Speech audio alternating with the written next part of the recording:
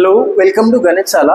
Today we will learn about the relationship between AM, GM and HM.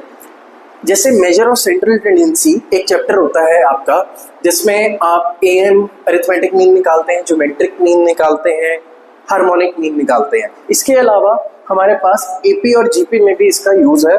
सो आज हम जानते हैं कि इनमें ऐसा क्या रिलेशन है जो इन तीनों को ये आपस में बांध के रखता है.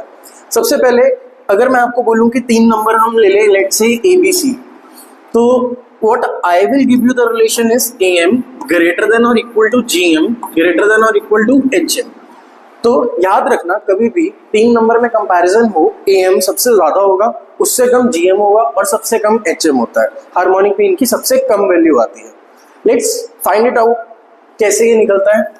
मान लो 3, 6 और 12 नंबर लिए हैं, तो AM arithmetic mean average 3 numbers का 3 + 6 + 12/3 21/3, so that gives you 7.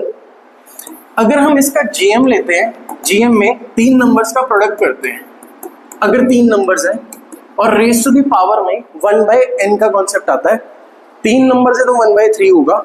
So this comes out to be 216 की पावर 1/3, तो 6 आता है ये सॉल्व करने के बाद. नाउ अगर हम HM की बात करें, HM I'll give with the white ink. It gives me 3/1/3 plus 1/6 plus 1/12.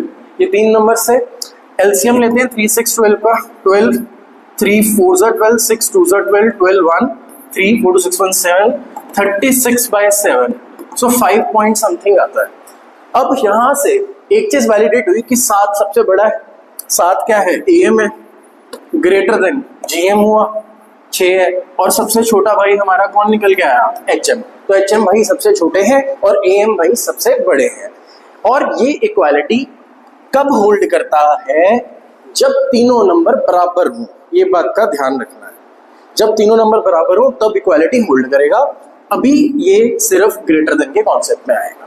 So this is from relationship between AM, GM and HM.